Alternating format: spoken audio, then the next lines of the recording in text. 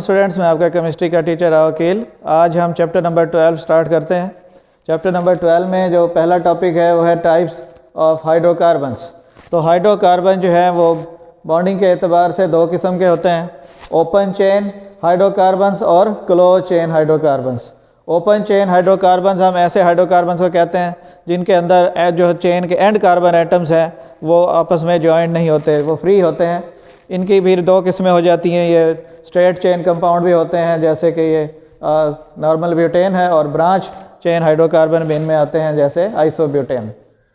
उसके बाद इनकी जो टाइप्स हैं ओपन चेन हाइड्रोकार्बन्स की वो दो बन जाती हैं, सैचुरेटेड हाइड्रोकार्बन्स और अनसैचुरेटेड हाइड्रोकार्बन्स। तो सैचुरेटेड हाइड्रोकार्बन्स हम ऐसे हाइड्रोकार्बन को कहते हैं जिनके अंदर कार्बन कार्बन बॉन्ड और कार्बन हाइड्रोजन बॉन्ड तमाम के तमाम जो हैं वो सिंगल बॉन्ड होते हैं, सिंगल कोवलेंट बॉन्ड्स होते हैं। तो इसकी एग्जांपल में मीथेन यानी तमाम अल्केन्स आ जाते हैं, मीथेन, ईथेन, प्रोपेन और ब्यूटेन। इसकी दूसरी टाइप बनती है अनसैचुरेटेड हाइड्रोकार्बन्स। तो हाइड्रोकार्बन्स विच हैव डबल और triple covalent bond between carbon atoms are called unsaturated hydrocarbons. फिर इनकी आगे दो टाइप हो जाती हैं जिनमें डबल बॉन्ड होगा हाइड्रोकार्बन्स के अंदर, उनको हम अल्कीन्स कहेंगे। उनके एग्जांपल में फिर ईथीन और प्रोपीन है। और इसी तरह से ऐसे हाइड्रोकार्बन जिनमें कार्बन कार्बन ट्रिपल बॉन्ड होगा उनको हम अल्काइंस कहते हैं। और उसके एग्जांपल में आप याद करते हैं ईथाइन 2 कार्बन वाला कंपाउंड और प्रोपाइन 3 कार्बन वाला कंपाउंड। इनकी फिर दूसरी जो है टाइप है क्लोज चेन हाइड्रोकार्बन्स। तो क्लोज चेन हाइड्रोकार्बन्स हम ऐसे हाइड्रोकार्बन्स को कहते हैं जिनके एंड कार्बन एटम्स जो हैं चेन के वो आपस में जॉइंट होते हैं, वो रिंग बनाते हैं। तो इसमें फिर दो किस्म के आ जाते हैं। तो एक वो जिनमें बेंजीन का रिंग होता है और दूसरे वो जो नॉन बेंजीनाइड होते हैं। तो इसमें आप बेंजीन के भी एग्जांपल बनाएंगे और साइक्लोब्यूटेन, साइक्लोहेक्सेन जो है इसकी एग्जांपल में आप कोड कर सकते हैं। हमारा नेक्स्ट टॉपिक है अल्केन्स। आपने चैप्टर 11 में भी पढ़ा है, अल्केन्स को हम पैराफिन्स कहते हैं, जो दो लफ्ज़ों से मिलकर बना है, पैरा और एफेंस। पैरा का मतलब होता है लेस, एफन मीन एफिनिटी और रिएक्टिविटी। चूँकि अल्केन्स में तमाम कोवलेंट बॉन्ड सिंगल होते हैं लिहाजा ये लेस रिएक्टिव होते हैं। उसके बाद नेक्स्ट जो है इनके सोर्सेज। तो कहाँ कहाँ से अल्केन्स हासिल किए जाते हैं? तो मेन सोर्सेज जो है इनके वो पेट्रोलियम और नेचुरल गैस हैं। मीथेन जो है इसके अंदर नेचुरल गैस के अंदर 85% होती है। तमाम अल्केन्स को कमर्शियली हम fractional distillation of crude petroleum से हासिल कर सकते हैं। मार्श गैस जो होती है जो बैक्टीरियल डिके से बनती है वेजिटेबल मैटर के, उसके अंदर भी ज़्यादातर मीथेन होती है। फ्यूल गैस जो कोल गैस से हासिल होती है उसमें भी तमाम थोड़ी सी मिकदार में अल्केन्स मौजूद होते हैं। इसके अलावा गोबर के गलने सड़ने से गोबर गैस पैदा होती है। और इसी तरह से एनिमल के एक्सक्रीटा यानी बेकार मादे जो फुजला जानवर खारिज करते हैं उसके गलने सड़ने से सीवेज गैस पैदा होती है। और पौधों के वेस्ट के गलने सड़ने से जो है वो बायोगैस बनती है। तो इनके अंदर भी मीथेन होती है। उसके बाद नेक्स्ट टॉपिक है हमारा प्रेपरेशन। तो प्रेपरेशन जो है, चूँकि जो है अल्केन जो है वो होमोलोगस सीरीज़ ऑफ कंपाउंड बनाते हैं, तो ये कंपाउंड चूँकि इनके स्ट्रक्चर सेम होते हैं तो इनके तैयारी के तरीके भी सेम होते हैं। कई तरीक़ों से तैयार कर सकते हैं, बट आपके कोर्स के अंदर 2 तरीके बताए गए हैं। पहला तरीका है hydrogenation of alkenes and alkynes. तो इसमें आपने याद रखना है कि हाइड्रोजनेशन के अंदर मॉलिक्यूलर हाइड्रोजन जो है वो हम पास करते हैं अल्कीन्स और अल्काइंस में से। तो ये मॉलिक्यूलर हाइड्रोजन का अल्कीन और अल्काइन में एडिशन जो है इसको हाइड्रोजनेशन कहा जाता है। ये 2 तरह से हो सकता है। अगर ये निकल कैटलिस्ट की मौजूदगी में होगा तो फिर 250 से 300 डिग्री सेल्सियस पे रिएक्शन होता है। इसके अलावा ये वाला रिएक्शन जो है वो 2 और मेटल्स हैं, प्लाटिनम और प्लेडियम, उनकी मौजूदगी में भी हो सकता है, लेकिन उनके साथ जब रिएक्शन होता है तो रूम टेम्परेचर पर होता है। फॉर एग्जांपल ये देखिए, ईथीन में से मॉलिक्यूलर हाइड्रोजन पास कर रहे हैं और हमने जो कैटलिस्ट लिखे प्लाटिनम या प्लेडियम, तो यहाँ पर हमने टेम्परेचर शो नहीं किया क्योंकि ये रूम टेम्परेचर पर रिएक्शन हो रहा है। होता क्या है, इस दौरान में एक बॉन्ड जो है वो ब्रेक हो जाता है। एक बॉन्ड ब्रेक होने का मतलब दोनों कार्बन्स का एक एक इलेक्ट्रॉन फ्री हो जाता है। तो इस तरह से फिर मॉलिक्यूलर हाइड्रोजन जो है वो दोनों कार्बन के साथ एक एक एटम ज्वाइन हो जाते हैं, दरमियान का बॉन्ड सिंगल हो जाता है, दोनों तरफ एक एक हाइड्रोजन ऐड हो जाएगा और इस तरह से ये ईथेन बन जाएगा। सिमिलरली जो है इथाइन से भी हम प्रिपेयर कर सकते हैं। इस दफ़ा हमने निकल कैटस लिखा है, लिहाजा फिर टेम्परेचर लिखना पड़ेगा 250 to 300 डिग्री सेल्सियस। यह 2 स्टेप रिएक्शन है। फर्स्ट स्टेप में एक बॉन्ड ब्रेक होगा और दोनों तरफ एक एक हाइड्रोजन जो है वो ऐड हो जाएगा, दरमियान का बॉन्ड डबल रह जाएगा, यानी ये इथीन बन जाएगा। सेकेंड स्टेप में इथीन में एक और मालिक्यूलर हाइड्रोजन ऐड होगा, वही निकल कैटलिस्ट की मौजूदगी 250 से 300 डिग्री सेल्सियस। इस मरतबा एक और बॉन्ड ब्रेक हो जाएगा और दोनों तरफ एक एक एटम और ऐड हो जाएगा हाइड्रोजन का, दरमियान का बॉन्ड सिंगल, और ये इथेन बन गया जो कि एक अल्केन है। इसका दूसरा तरीका प्रिपरेशन का है रिडक्शन ऑफ अल्काइल हैलाइड। तो आपने पढ़ा हुआ है रिडक्शन का मतलब होता है एडिशन ऑफ हाइड्रोजन। तो हाइड्रोजन तो पहले तरीके में भी ऐड हुई है लेकिन वो मॉलिक्यूलर हाइड्रोजन थी।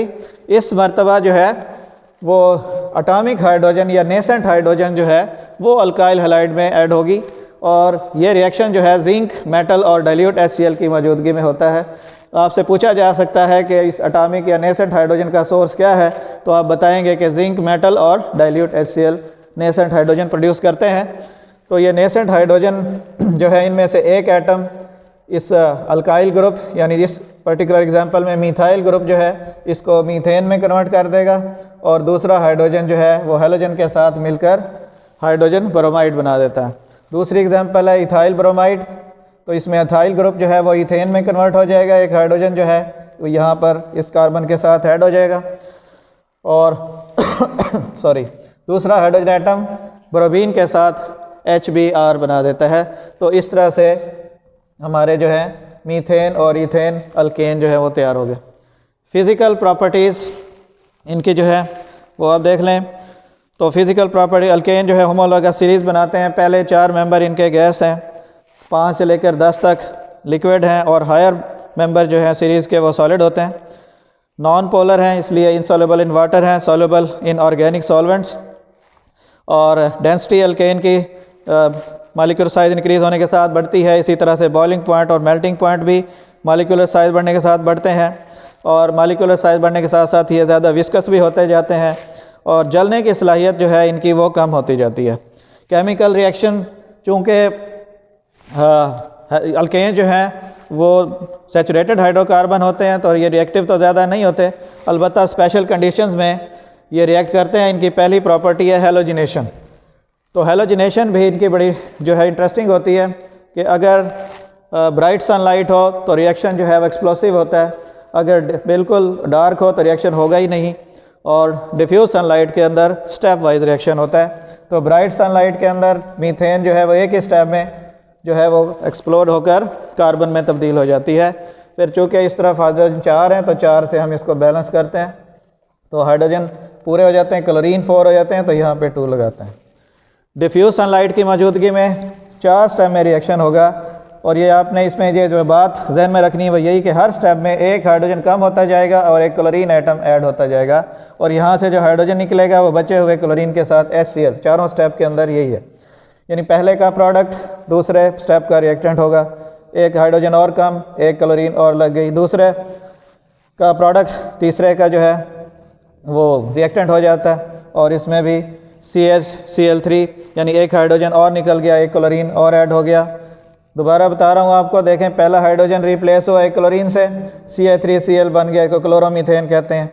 क्लोरोमीथेन अगले स्टेप में एक और क्लोरीन मॉलिक्यूल से रिएक्ट करती है, एक और हाइड्रोजन जो है इसका डिस्प्लेस हो जाता है और एक क्लोरीन और ऐड हो जाती है, इसको डाइक्लोरोमीथेन कहते हैं। तीसरे स्टेप में डाइक्लोरोमीथेन का एक और क्लोरीन मॉलिक्यूल से रिएक्शन होता है और एक और हाइड्रोजन इसका रिप्लेस हो जाता है एक और हाइड्रोजन के साथ, और CH-Cl3 बनता है। इसके 2 नाम हैं, ट्राइक्लोरोमीथेन भी कहते हैं इसको, लेकिन ज़्यादा फेमस नेम इसका क्लोरोफॉर्म है जो एनेस्थीसिया है। और फिर चौथे स्टेप में आखिरी हाइड्रोजन भी एक क्लोरीन आइटम से रिप्लेस हो जाता है और टेट्राक्लोरोईथेन मीथेन या कार्बन टेट्राक्लोराइड बनता है। दूसरा इनका जो है दूसरी प्रॉपर्टी है कंबशन। तो कंबशन जो प्रोसेस है इसके अंदर भी आपने याद रखना है कि अगर ये प्रोसेस जो है एक्सेस ऑफ एयर में होता है तो ऐसे में जो प्रोडक्ट बनते हैं वो कार्बन डाइऑक्साइड, वाटर वेपर्स और हीट पैदा होती है, जिसे हम मुख्तलिफ़ काम यानी कुकिंग वगैरह और जो है मुख्तलिफ़ अप्लायंसेस वगैरह चलाने के लिए जो है इस्तेमाल कर सकते हैं उस हीट को। और अगर लाइट जो है ऑक्सीजन की सप्लाई जो है लिमिटेड है ऐसी सूरत में फिर कार्बन डाइऑक्साइड पैदा नहीं होती बल्कि कार्बन मोनोऑक्साइड पैदा होती है और ये फिर पॉइजनस गैस है। और इस तरह से इसके साथ जो है वो कार्बन बनता है और वाटर वेपर्स। इसका बैलेंस करने के लिए यहाँ से आप शुरू करेंगे, यहाँ पे 2C कर देते हैं तो इस तरह से कार्बन की तादाद 3 हो जाती है। यहाँ पर 3 लगाकर बैलेंस करते हैं, हाइड्रोजन 12 हो जाते हैं तो फिर 6 से यहाँ मल्टीप्लाई कर देते हैं। आखिर में ऑक्सीजन गिनकर वहाँ 8 हो जाते हैं तो यहाँ 4 से मल्टीप्लाई करते हैं। लास्ट में इनके यूजेस हैं। तो नेचुरल गैस जो है वो जिसमें चीफली मीथेन होती है, डोमेस्टिक फ्यूल के तौर पर इस्तेमाल होती है। कंप्रेस नेचुरल गैस के तौर पर ऑटोमोबाइल्स के यानी फ्यूल के तौर पर हम इसे इस्तेमाल करते हैं। और इसके अलावा ये गैसेस जो है वो बहुत सारे केमिकल जैसे carbon black, methyl alcohol, ethyl alcohol, carbon tetrachloride, chloroform, formaldehyde और एसिटल्डिहाइड वगैरह बनाने के काम आते हैं। तो इनमें से फिर जो कार्बन ब्लैक है इसको हम शू पॉलिश, प्रिंटर इंक और फिलर इन रबर इंडस्ट्री इस्तेमाल कर सकते हैं। क्लोरोफॉर्म जो है वो सॉल्वेंट के तौर पर इस्तेमाल होता है रबर और वैक्स के लिए। इसके अलावा ये एनेस्थीसिया भी है। और कार्बन टेट्राक्लोराइड इंडस्ट्रियल सॉल्वेंट और ड्राई क्लीनिंग के तौर पर यूज़ होता है। तो सुनिए, इस तरह से हमारा ये लेक्चर कंप्लीट हुआ। मज़ीद कोई सवाल करना है तो आप मुझे जो है वो व्हाट्सएप ग्रुप में कॉल कर सकते हैं। हमारे चैनल को सब्सक्राइब ज़रूर करें। Thank you.